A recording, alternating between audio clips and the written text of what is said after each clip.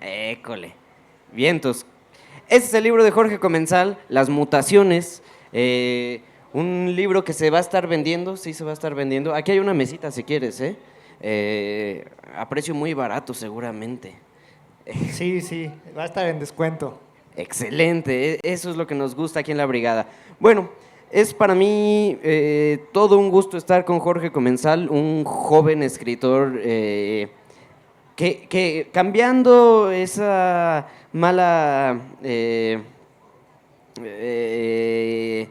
significado que le habíamos dado a esta frase hace rato hablando de Anaya, Jorge Comensal es un verdadero chico maravilla. Las mutaciones es una primera novela que salió hace un par de años, a finales de 2016. 16, sí. Sí, que sorprendió tanto a lectores como a la crítica. A mí me sorprendió realmente mucho, es una novela muy rica, donde se nos empieza a contar la historia de un hombre que tiene una especie de cáncer muy poderoso en la lengua, y que de ahí se empiezan a soltar otras historias mucho más, bueno, no mucho más, sino que se conectan con esta idea principal, pero que hacen muy rica la idea. A mí se me ocurría hace rato pensar en esta frase con la que empieza Ana Karenina, con la que inicia Tolstoy, Ana Karenina, de todas las familias felices se parecen, pero las familias infelices son cada una a su manera, ¿no? Algo así. Me parece muy interesante, puesto que la imagen que nos presenta en un principio la novela de Jorge nos habla de una familia casi perfecta con sus cosas, ¿no? Pues, sus detallitos, ¿no? El personaje principal es un abogado que, pues como buen personaje exitoso en México, pues tiene que hacer ciertas cosas para salir adelante, ¿no? Se va a las cantinas donde él cierra los negocios porque la relación personal es sumamente importante. Ha trabajado con su hermano, ayudándolo a evadir algunos impuestos, librándolo de unos juicios porque su hermano es una persona detestable, ¿no? Que despide a sus empleados de muy mala manera, ¿no? Sin embargo, ahí empezamos a ver el problema de esta familia que terminará siendo, yo creo que uno de los conflictos narrados explícitamente más interesantes.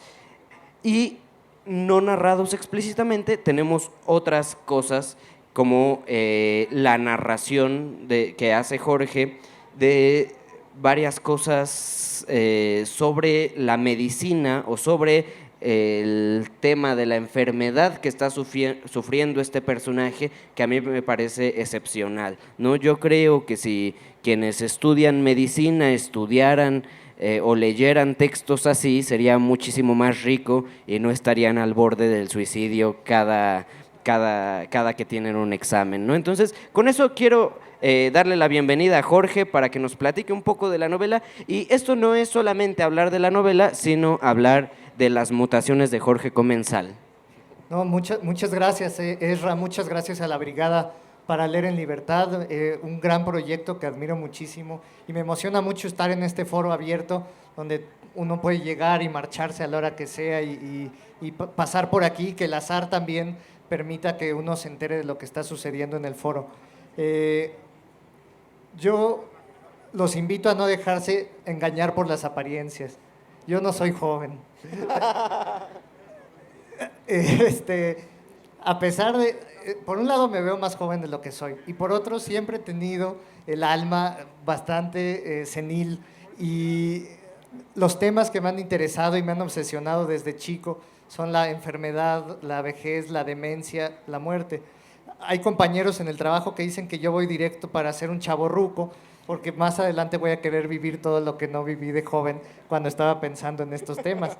Puede ser, pero mientras tanto voy a gozar de la paz de pensar sobre esto desde, desde la juventud que te da justo esa distancia para analizar temas en los que uno puede hacer lo que no puede hacer tal vez una persona que está viviendo la enfermedad, aunque yo he vivido con familiares y demás el cáncer, por ejemplo.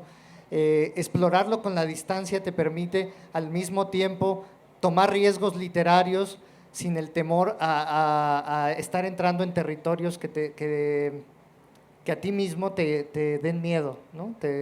Y eso es lo que hice con esta novela, porque yo creo que el cáncer es una de las obsesiones de nuestra época, una de las enfermedades que a todos nos va a tocar alguna vez en la vida, en persona o con nuestros familiares, y que todos conocemos de primera mano, de segunda o de tercera. Y eso a mí me parecía un desafío, hablar de ello sin que fuera simplemente un pretexto. Yo he visto mucho en historias, en cine, en libros, que el cáncer se convierte en el deus ex machina, con el que el autor se deshace de un personaje, con el que propicia una escena de fatalidad, de agonía, pero no es el tema que se aborda directamente, el tema alrededor del cual gira la historia. Y por otro lado, me interesaba, inspirado por un gran ensayo, uno de los grandes libros que me han marcado, que es La enfermedad y sus metáforas, de Susan Sontag, me interesaba también desafiar el peso simbólico que tiene la palabra simplemente cáncer sobre nosotros, el poder que tiene, eso que hace que incluso a veces temamos decirla, ¿no? Como ya sabes quién, ¿no? Claro. Va a ganar ya sabes quién, ¿no? Entonces, decir la palabra, y para ello, para quitarle ese halo de poder lúgubre que tiene, pues tratar de abordar el humor que puede sobrevivir durante un periodo de enfermedad, ¿no? Los momentos que puede haber de comicidad, de ridiculez, de alegría, ¿no? Y eso me interesaba que estuviera plasmado en la novela. Y pues no sé si ya estoy divagando demasiado. No, yo creo que es excelente lo que acabas de decir, porque así como palabras como cáncer tienen mucha fuerza, igual la pérdida o la imposibilidad de no hablar es importante, ¿no? Y creo que es algo, bueno, no creo, es algo que aborda la novela, ¿no? Sí, a mí, ahora mismo estoy escribiendo un texto sobre un novelista norteamericano que es muy popular entre el ambiente hipster de nuestra sociedad, que se llama David Foster Wallace. Y entonces me invitaron a escribir sobre él y dije, lo quiero hacer porque me interesa explorar por qué me gusta mucho más su obra ensayística y cronística que narrativa. Y una de las cosas de las que parto es que creo que era demasiado inteligente para ser buen narrador. Okay. Con esto quiero decir no que uno tenga que ser medio pendejo para escribir bien narrativa. Lo que quiero decir es que creo que se impone su deseo de pensar más que sobre el de relatar, y que su manera de ver el mundo está tan presente y tiene tanto vigor que incluso no deja a los personajes ser quienes son. Esta novela, cuando yo empecé a escribir, se trataba sobre un entomólogo que viajaba a Tulum a hacer un trabajo en un hotel de 5 estrellas. Nada de eso queda aquí. Los personajes se empezaron a transformar más allá de mi voluntad muy rápidamente, y a emerger temas que a mí me interesaban y que me reflejan también, pero que yo no estaba consciente de que necesitaba hablar de ellos. Y uno de esos temas es el silencio y la imposibilidad de hablar, porque yo trabajé para titularme de la carrera de letras, hice lo menos humanístico que encontré, que fue trabajar en la lingüística terapéutica, ¿no? En la medicina. Y para ello me disfrazaba de médico todas las semanas y me infiltraba al siglo XXI del Seguro Social para asistir al grupo de terapia del lenguaje. Y ahí aprender de los que estaban en terapia y de los terapeutas, y hacer mi tesis a partir de eso. Y entonces ahí conviví e hice una relación estrecha con muchas personas que no pueden hablar por distintas razones. Algunas que no comprenden ya el lenguaje por una lesión cerebral, por ejemplo, y otras que lo comprenden perfectamente, pero no lo pueden articular, no pueden comunicarse. Y entonces estar ahí frente a una persona que ves que está pensando algo que te quiere decir y no puede hacerlo, fue una experiencia muy, muy fuerte para mí, ¿no? Que me hizo, más allá del gusto y de la pasión que yo ya tenía desde muy chico por la literatura y por el lenguaje y por tratar de conquistar a las chicas con sonetos y fracasar en el intento y todo esto, o sea, a pesar de esta fe que yo tenía en el lenguaje desde muy temprano, no había reparado en lo básico que es para las relaciones humanas, en cuanto en que todo depende del lenguaje y si nos quedamos callados, colapsa la sociedad, ¿no? La sociedad íntima en familia o en pareja y la sociedad pública. Entonces, eso se quedó ahí como sedimentó y aunque yo empecé buscando escribir sobre otros temas, se impusieron justo este temor, esta obsesión por el cáncer y por la comunicación. Entonces al personaje lo que le sucede es que debido a una cirugía pierde la posibilidad de hablar y esto determina su vida por completo. Y se convierte en motivo de frustración, de estrés y también de una situación sorprendente y una amistad inusitada con un loro, ¿no? Que aparece en la portada gracias a que Alejandro Magallanes quiso hacer una portada alegre, ¿no? Lo más alegre que se pudiera con ese tema. Y lo más alegre para mí que hay en la novela es la amistad entre este hombre mudo y este loro locuaz y vociferante y grosero. Eso también es muy importante porque aunque estamos hablando de grandes temas, de muerte, de enfermedad, la novela siempre tiene un tono bastante agudo y muy divertido, ¿no? Hay escenas donde escribes cómo habla este hombre que tiene la lengua inflamada, ¿no? Pues, ¿cómo te puedes burlar de algo así, ¿no? De un hombre que está enfermo y a lo mejor habla así, ¿no? Eso es bajar, ¿no? De cierto ahora fatalista estos temas y llevarlos al terreno de lo real, ¿no? Y también un poco al terreno de la resignación. Ahora que dije resignación se me ocurrieron más cosas que estaba planeando para más tarde, pero yo recuperé la novela antier para releer algunas cosas y sucede que mi madre es oncóloga, entonces cuando yo la acababa cuando la acababas de firmar en septiembre, pues la tenía ahí en mi casa, mi madre llegó, la vio y dijo, pues me llama la atención, se la llevó, ¿no? Y algo que le interesó mucho, que me comentaba el otro día que me la regresó, es la relación de los médicos con los pacientes, ¿no?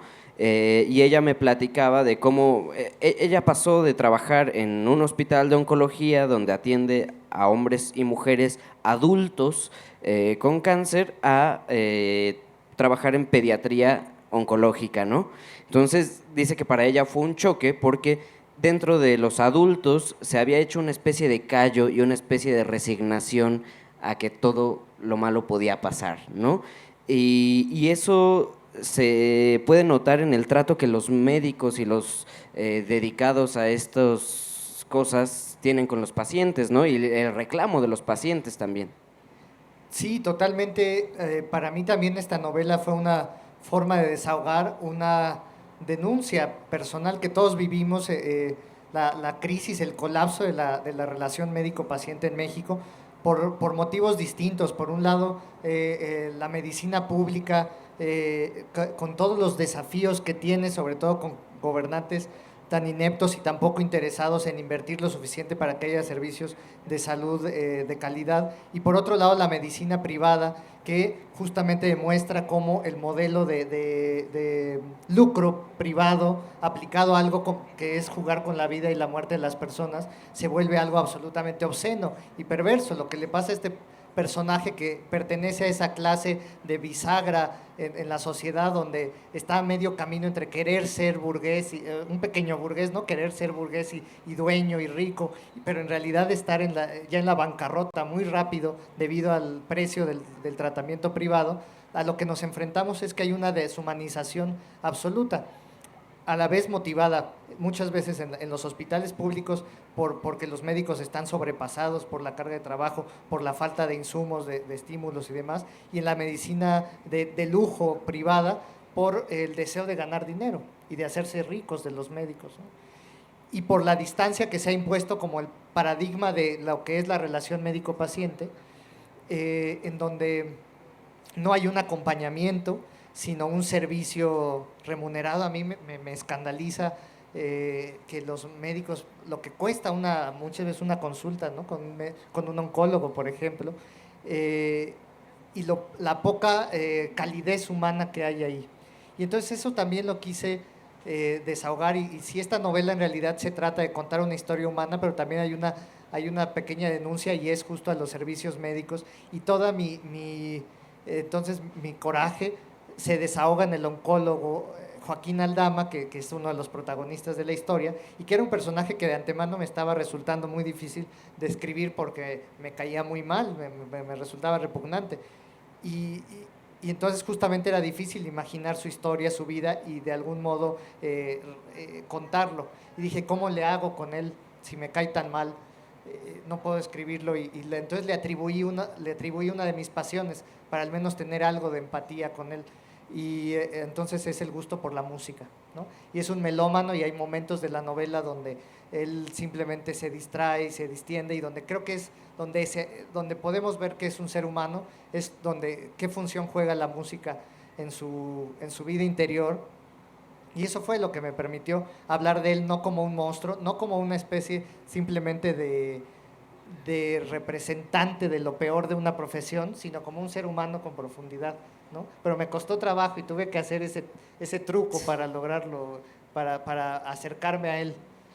Y por el otro lado está Teresa, no sé si es Vega o de la Vega, no me acuerdo exactamente. La Vega. De la Vega, que es la psicoanalista de uno de los personajes, un chico que había tenido leucemia de joven, que terminó teniendo una fobia absoluta hacia los gérmenes, hacia las enfermedades. Ella es víctima del cáncer y se dedica a atender a pacientes que han tenido esto, ¿no? Entonces, Teresa es muy distinta a esos médicos, ¿no? A esta onda del dinero, Mira, por un lado diría, bueno, no hay ese desapego porque pues su trabajo es distinto, ¿no? Se dedica a hablar con la gente, pero al mismo tiempo pues no simplemente es verlos una hora, sino que incluso este personaje por el que sale Teresa es parte de su propia terapia, ¿no? Es contrastar estos dos ideas de médicos. Sí, Teresa como psicóloga se enfrenta también a un reto muy, muy difícil, que es cómo atender en terapia, en la sesión psicológica, a una persona que no puede hablar, ¿no? Todo el tratamiento psicológico, el psicoanálisis, la psicoterapia, se basa sobre todo en el diálogo lingüístico. Y entonces se enfrenta con Ramón, con este personaje, que necesita ir con ella por una serie de episodios que hay, que no voy a adelantar aquí. Y entonces se forma una relación distinta también entre ella y él, para poder hablar de temas a través de otras formas de comunicación, y ver cómo el lenguaje escrito también se convierte en un filtro e entorpece la terapia, y entonces la obsesiona a ella y cambia su manera de relacionarse. Ella también justo está en crisis en su propia tarea como psicóloga, y eso refleja otro aspecto, ¿no? El ser demasiada humana la relación, o sea, el contrapunto entre un oncólogo absolutamente distante, frío, operativo, y una psicóloga tan comprometida con su trabajo que pone en crisis su papel como terapeuta de Eduardo, este joven que por la fobia a los gérmenes y al contagio empieza a padecer como una pesadilla el asistir a clases a la Facultad de Filosofía y Letras, y enamorarse y ver con horror la posibilidad de que desea intercambiar fluidos con una chica, y cómo va a superar esos desafíos, ¿no? Ahora, quería volver un poco sobre Ramón y todo lo que padece. A Ramón le va muy mal a lo largo del libro, y sin embargo todo el tiempo justo la historia está pasando por momentos que pueden causarnos risa, ¿no? Y siempre mi intención fue que no se viera como que nos estábamos riendo de él, sino que nos íbamos a reír con él de lo que se podía reír, ¿no? Que esa es también el intento de comunicar una forma de lidiar con la desgracia, con la mala suerte, con los golpes negativos del azar, que es tratar de reírnos de nosotros mismos, ¿no? Y sin embargo, cuando terminé de escribir este libro, yo tenía el temor de que personas que acabaran de vivir en carne propia una enfermedad o que tuvieran una pérdida de un familiar encontraran el tratamiento del tema como irreverente, ¿no? Sí, me causaba eso inquietud. Y entonces, pues ya se publicó, comenzó su propia vida el libro, con mucha reticencia mía, porque yo quería seguirlo corrigiendo y corrigiendo, pero César, mi editor que está por acá, pues me obligó a ya entregarle el manuscrito. Y la sorpresa grata fue que empecé a recibir comentarios de personas que lo habían leído, algunas que conocía y otras que no. Y ha seguido así a lo largo del tiempo, que me ha llevado a darme cuenta de algo. Personas me escribían y me decían, no, yo acabo de perder a mi mamá por un caso así y así y así. Y no sabes cuánto me reí con tu libro. Y otra persona, igual mi hermano, yo tuve un cáncer muy parecido hace 20 años y me carcajeaba de reconocer las situaciones. Y así, y personas que no habían vivido tanto casos así, lo encontraban más tremendo, ¿no? Y entonces eso, la verdad, me dio gusto porque lo que he descubierto a partir del diálogo posterior con lectores de Las Mutaciones es que pasar por algo así te hace perderle el miedo de algún modo y entonces poder darte cuenta de todo lo que hay ahí de ligero, ¿no? De más ligero. Y, y entonces no hubo ese encuentro o ese desencuentro con los que habían vivido algo así. Y eso me da mucho gusto y es algo que me inquieta y me intriga a seguir explorando la forma de tratar temas incómodos, de tratar temas dolorosos, de una forma poco solemne. Algo, ahorita te escuchaba, algo que estaba pensando es en esta forma tan inteligente o astuta de abordar la narración, porque creo que habría sido muy fácil, tal vez, hacer la novela en primera persona, ¿no? Tal vez contarlo desde la perspectiva de Ramón enfermo, cómo va viviendo todo, ¿no? Su tragedia pues nosotros tener que acostumbrarnos a lo que piensa el personaje, a que como lo dice es como está hecho, ¿no? O que estuviera contado, eso habría sido muy divertido.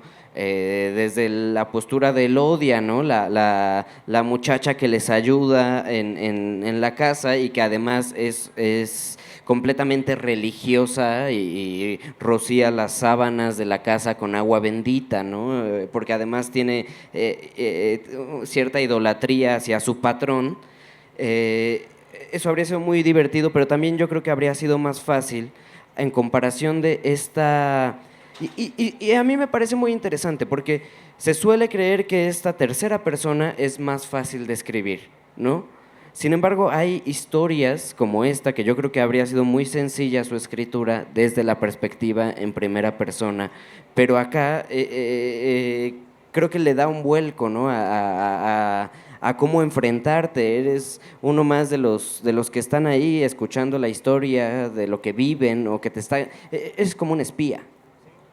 A mí alguien me dijo, cuando acababa de escribir la novela, antes de publicarla, me dijo, pero está escrita en tercera persona, es un narrador medio omnisciente, eso está completamente fuera de moda, eso está ya completamente caduco, es decimonónico porque pasó Nietzsche, ya cayeron las grandes narrativas, ya estamos en la posmodernidad, ya no puedes contar una historia desde un punto de vista abstracto porque Dios ha muerto, ¿no? Y entonces yo me quedé pensando en ello y lo que concluí también es que esta mirada, esta voz que puede contar desde una perspectiva ajena a la de cada uno de los personajes, aunque cercana, ¿no? Eso, digamos, en teoría literaria le llaman narrador delegado, cuando el narrador habla en tercera persona, pero en realidad se queda muy apegado al punto de vista de uno de los personajes.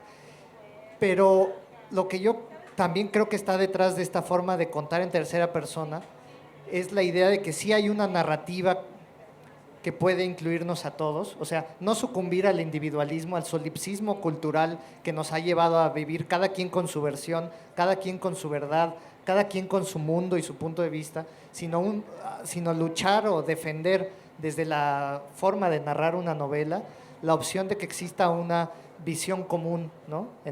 Una omnisciencia colectiva. Y para mí eso pasa también por los logros del conocimiento científico. O sea, la ciencia nos aporta formas de narrarnos el mundo que podemos compartir todos. Y eso pasa muy seguido en la novela también. O sea, es desde la evolución, desde la mutación de los genes, desde la historia de la selección natural, desde el cambio del cerebro, desde ahí donde todos nos podemos vincular, incluso entendernos mejor a nosotros mismos, unos a otros, ¿no? Es desde donde podemos tirar mitos como el de las razas, por ejemplo, ¿no? Estos conceptos que no se sostienen científicamente y construir algo, en la economía hay cientos de casos así, ¿no? También donde la ciencia nos puede ayudar a encontrar una forma de verlo en común el mundo y luchar por una verdad que está más allá del punto de vista de cada quien. Como ven, Jorge sí es el chico maravilla. Ahora que estaba escuchando lo que decía, me acordaba son unos 3 parrafitos en donde empiezas a contar la historia de Teresa de la Vega y haces como su genealogía, ¿no? ¿En qué momento se dio esa mutación de los genes que la llevaría a 2015, digamos, descubrir que tiene cáncer, ¿no? Y yo creo que para eso hace falta mucha investigación y al mismo tiempo mucho tacto de creatividad para convertir esa investigación en algo rico, en algo que sí parezca fantasioso, que parezca hecho como de ficción, ¿no? Y creo que eso se repite al mismo tiempo cuando estás hablando de la enfermedad. A mí me gustaría saber cómo fue la investigación que hiciste, cómo fue la ruta que seguiste ya sabemos cómo empezó todo, ¿no? Con esa idea que se perdió, pero cómo fue la ruta de investigación para construir todo esto. Para mí era importante desde un principio enterarme de qué había en la ciencia, en la oncología como ciencia y en la genética alrededor del cáncer, porque para mí el principal mecanismo de defensa y que me ha dado una forma de defenderme en la vida ante la adversidad ha sido establecerme desde el conocimiento, tratar de darle coherencia a lo que pasa. Entonces, con mucha voracidad me entregué a leer revistas de oncología, revistas científicas, de diabetes, de medicina genómica, buscar artículos, bajarlos, gracias a que podía entrar por la UNAM, podía bajar artículos de revistas científicas, leer libros de divulgación también, periodismo, y de ese modo ir apuntalando las partes científicas de mi historia. De tal suerte que un día recibí un mensaje de un médico que me dijo: vi su libro en una mesa de novedades y aunque a mí no me interesa la ficción, lo compré para revisar qué imprecisiones había cometido. Y me alegra decirle que todo parece muy correcto, menos un detalle. Y entonces ya me dijo, esa sustancia en el contexto del quirófano jamás se ha utilizado y se usa en esto. Entonces ya lo corregimos para la segunda edición, ese detalle, y entonces la novela al menos pasa la prueba del médico presuntuoso. Porque sí, me esmeré mucho en que fuera el reflejo de una realidad científica, todo lo que decía, en escoger incluso cómo la historia fue determinada en cierta medida por el tipo de cáncer que le da a Ramón. Y entonces esa fue una búsqueda muy larga, determinar qué tipo iba a ser. Y puede no ser importante para la historia misma, ese apego a la realidad científica.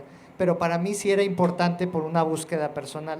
Pude haber tal vez inventado palabras rimbombantes y haber hecho un simulacro de ciencia y no pasa nada, la historia no la hubiera empobrecido, creo yo. Sin embargo, sí intenté que fuera exacto y sobre todo, y ahí sí creo que hubiera sido más problemático, en la historia de Teresa, porque Teresa es una mexicana y aquí me inspiré en una nota periodística que leí sobre casos de cáncer de mama en Coahuila. Descubrieron que una serie de mujeres que estaban en tratamiento y les hicieron estudios genéticos y descubrieron que compartían una mutación genética con mujeres de origen judío de Europa, de Asia, de Estados Unidos y de Israel, por supuesto. Y entonces ellas eran de Coahuila, mexicanas, sin ningún conocimiento de familiaridad con personas judías. Y entonces lo interesante fue recordar que ese hecho, esa nota periodística, nos recuerda el hecho de que hubo muchísimo intercambio cultural en la España a lo largo de 2000 años y que hubo una mutación crucial hace más de 3000 años que se ha esparcido por el mundo y que comenzó en Israel. Gracias a la historia del pueblo judío podemos rastrear el origen de la mutación. Y aquí entonces fui leyendo los artículos donde se fue investigando en qué países se ha encontrado y entonces cómo puede ser que una mujer en México de pronto comparta su historia de vida íntima con otras mujeres de todo el mundo debido a la historia del pueblo judío, es decir, debido a decisiones políticas como la de Isabel la Católica, que expulsa a los judíos y obliga a muchísimos a convertirse y a seguir practicando su religión de manera soterrada. Justo la Segunda Guerra Mundial, que dispersa más esos genes, o sea, la historia humana intrincada con la genética, a mí me parecía apasionante y también importante basarla en la realidad, para que no llegara un lector despistado a decir antisemita, ¿no? O alguna cosa así. No va por ahí, al contrario, va para decir genéticamente todos estamos hechos de todo, ¿no? No hay fronteras como las que queremos establecer luego a partir del color de piel o el apellido o de la religión que practicamos. Qué maravilla. Qué maravilla. Ahora, en un ratito más pasaremos a las intervenciones del público porque ya vi que hay varios interesados, pero antes de eso quiero mencionar también que pasó la prueba de los críticos literarios presuntuosos, ¿no? Eso es importante mencionarlo también. Ahora, hemos planteado cosas de la novela, pero esto es también Las mutaciones de Jorge Comensal, quien a mí me parece un excepcional ensayista y que incluso se ve en la novela, ¿no? Unos ensayos con un gran conocimiento y además con un toque literario y narrativo muy, muy bueno, ¿no? Entonces, me gustaría que nos platicaras un poquito de qué estás haciendo. Yo sé que eres editor de la revista de la universidad y que hace poco, no sé cómo me llegó ese rumor y si no sé si sea cierto, que publicaste un libro de ensayos en España, ¿no? Entonces, platícanos un poquito de eso. Sí es cierto, pero no debe de saberse en México. Sí, a mí me ha gustado mucho también escribir un ensayo muy narrativo, la verdad es más crónica, a veces ni siquiera creo que merezca llamarse ensayo. Es decir, mi impulso principal es contar historias y tratar de transmitir visiones, ¿no? de perspectivas de personajes. A veces el personaje soy yo y ahí es donde se vuelve más ensayística la cosa, ¿no? Y entonces justo en ese libro que digo que mejor que no se sepa en México porque yo considero que puede madurar más y ojalá lo reescriba alguna vez. Pero me invitaron a publicar un libro de ensayo en una editorial española y por el perfil de la editorial les planteé algo que quería hacer desde hace mucho tiempo y es contar la historia en parte autobiográfica y en parte histórica de los lectores voraces, ¿no? Este lugar común de ser un lector voraz y que es una larga estirpe. Y yo empecé a registrar casos muy curiosos de un lugar común que algo de verdad tendrá, y es que leer mucho afecta la salud mental, ¿no? Por leer tanto te vas a volver loco. El caso paradigmático es el Quijote. que se enloquece leyendo novelas de caballería, pero es antiquísimo. Me lo encuentro, por ejemplo, leyendo los Hechos de los Apóstoles. Están juzgando a San Pablo en Jerusalén, el gobernador romano y Herodes, y entonces traen a San Pablo a declarar ante todos, y San Pablo se empieza a echar un discurso de predicador alucinado, y entonces el romano, que es el gobernador romano, ya que acaba toda su perorata, le dice: ay, Pablo, leer tanto te ha vuelto loco. Y entonces dije: ah, caray, hace 2000 años creían lo mismo que mi papá, que era que me estaba volviendo loco por leer muchos libros.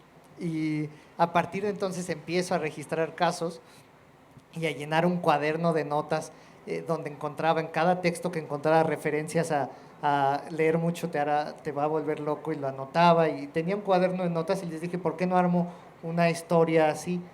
Y, y entonces lo exploré de algunas maneras, y se llama Yonkis de las Letras, y me faltó contar cosas, entonces espero reescribirlo alguna vez y para traerlo a México. Y es muy personal también, me ayudó a descubrir, incluso yo creía que no me parecía nada a mi padre, pero sí, mucho más de lo que creía, para mi horror. Me parezco a él, en esto, ¿no? En esta relación compulsiva con algo en la vida, y para mí han sido los libros. Y ahora en realidad estoy tratando, lo que ahora me tiene más interesado es escribir crónica sobre temas que me interesan, que me importan, que me preocupan y que me apasionan. Acabo de regresar de Oaxaca, donde anduve en la Sierra Norte, preparando una crónica sobre una autopista que quieren construir por allá, y que sería un crimen cultural, ecológico, y por supuesto un absurdo en el término de comunicaciones y transportes. No tiene nada que hacer ahí una autopista. Entonces, más bien responde a la lógica de la codicia de la familia Murat y sus allegados. Pero entonces lo que quiero es contar, no solo hacer la denuncia política y social de lo que sería esta autopista, sino también contar el asombro ante esta región a la que vuelvo cada vez que puedo, y escribir sobre la región y sobre lo que he aprendido de los pueblos de por allá y de los bosques. Sí, justamente tú y yo la primera vez que platicamos frente al público, un público que no se podía ver porque no había luz y estábamos muy románticos con velas, fue sobre la crónica, ¿no? Una crónica que, como bien dices, a mí me parece mucho más ensayística, tanto por los datos que das, por los conocimientos que hay ahí, que no es solamente contar lo que estás viendo, sino tener una base teórica, ¿no? que existe en tus textos, sino por también con lo que dices de la personalidad, ¿no? de estar ahí. Y en eso yo pensaba mucho en la crónica al estilo Monsiváis, ¿no? Bueno, siendo un lector voraz, lo debes tener bien Sí, sí. leído. No sé, nos quedan 10 minutos, entonces a mí me gustaría abrir el micrófono al público para que le pregunten de todo lo que quieran a Jorge. Entonces, aquí hay una primera pregunta. Jorge, gracias, los comentarios tan ricos, y aunque lo niegues, pues sí, creo que sí eres demasiado joven, pero eso no significa que con esta charla es una inteligencia formidable. Bueno, entre todo lo dicho, voy a lo concreto. Y en este tono de broma y tono de alegría, cuando hablaste del loro, del parlanchín, pensé en dos cosas, más bien en tres. Una, que bien puede ser tu alter ego, una.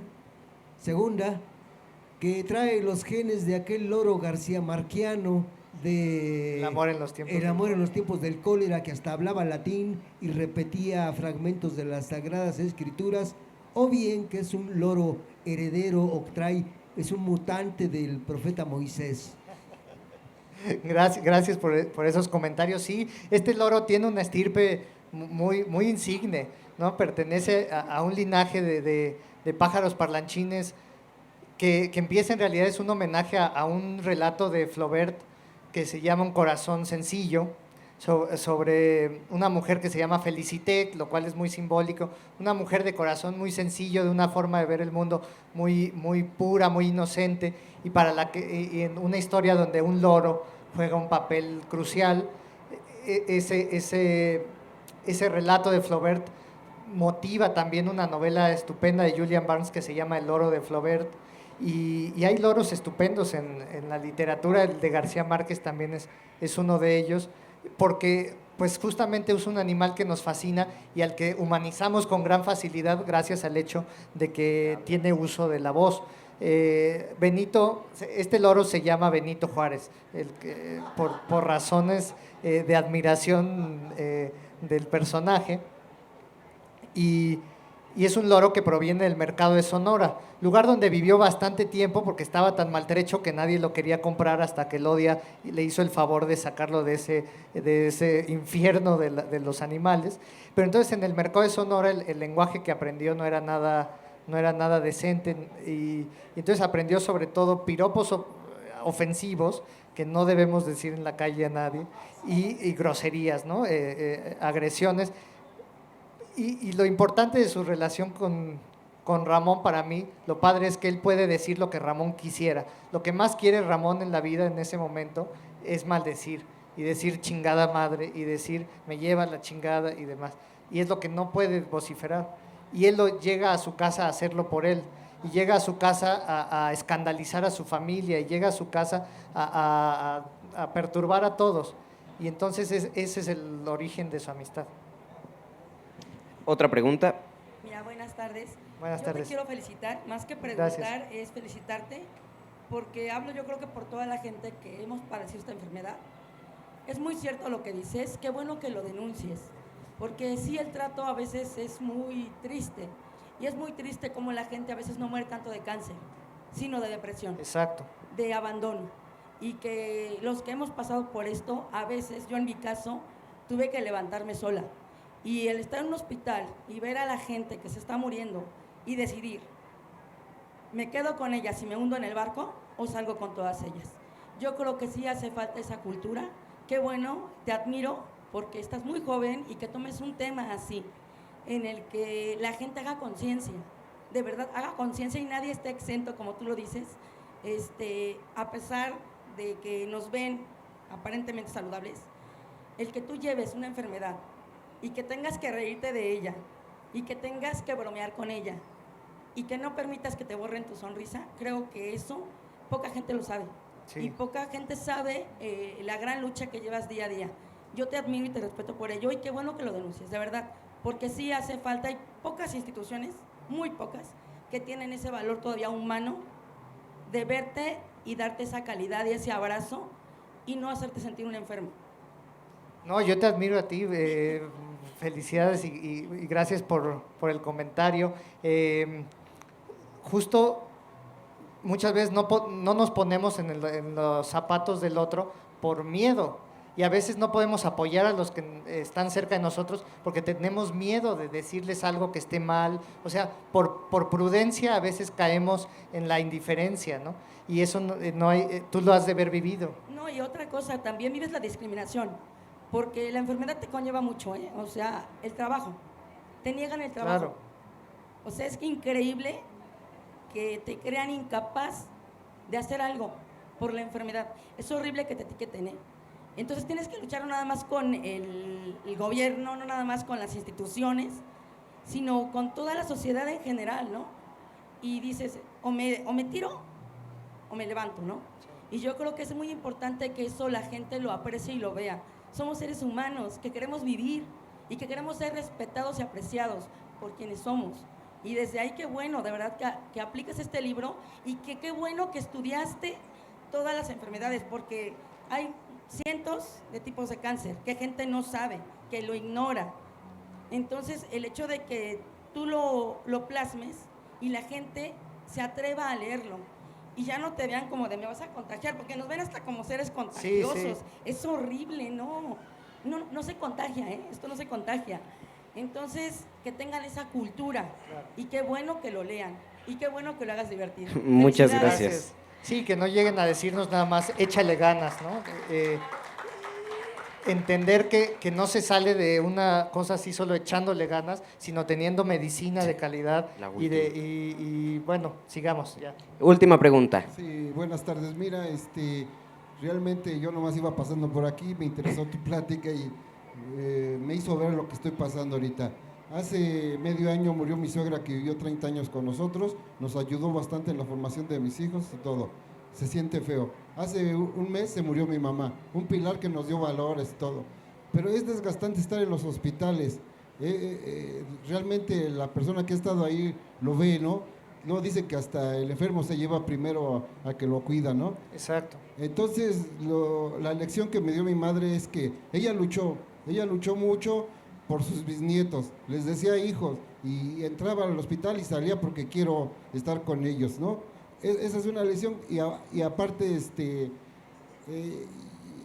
fue un dolor muy fuerte las dos. Pero aquí viene algo que he captado ahorita de ti. ¿Qué pasa? Me quedo en el luto, voy a estar siempre sufriendo y vi hacia adelante. Ya llegaron todos. Tengo todavía hijos que me necesitan. Tengo una nieta que me quiere mucho. Sí, Entonces dije, no, la vida debe de continuar, vamos a echarle ganas y eso es lo que me ha dado el valor de que toda la vida tengo algo que hacer aquí, ¿no? Echarle ganas. Y sí me dolió bastante, pero no por eso, no, pues yo me voy con ellos, no, ya se acabó la vida, ¿no? Al contrario, los tengo un bonito recuerdo, pero gracias a ello yo le estoy echando ganas y pues darle el ejemplo que me dio mi padre de honradez y trabajo y siempre todos los días echarle ganas. Claro. No, Gracias. muchas gracias. Pues compartirlo es lo más importante, ¿no? Compartir este tipo de experiencias y darnos cuenta que duele mucho vivir la vida, pero vale la pena, sobre todo si nos podemos reír. Y pues y vale la pena si podemos leer este tipo de libros o convertirnos en lectores voraces, y pues para eso estamos aquí. Esto es Para Leer en Libertad. Yo le agradezco a Jorge Comensal que haya venido, le pido un aplauso a todos ustedes para Gracias él. a todos, gracias. Creo Ezra. que coincidimos en que es un chico maravilla distinto a Anaya, en que es muy joven y en que queremos que vuelva, entonces que ya traiga otro libro para que regrese aquí con nosotros a la Alameda, y si no, sin libro, pues también vienes, Voy ¿no? a cuidar mi salud para ver si puedo regresar. Excelente. Pues ahí está el libro de Jorge, se llama Las Mutaciones y va a estar descuento, firmando. hoy Muy está muy barato, con descuento, y estos libros son para ti, carnal. Muchas gracias. Gracias a todos. Buenas tardes. Seguimos con la siguiente presentación. Ya están por aquí Yaisa Santos, Jacobo García.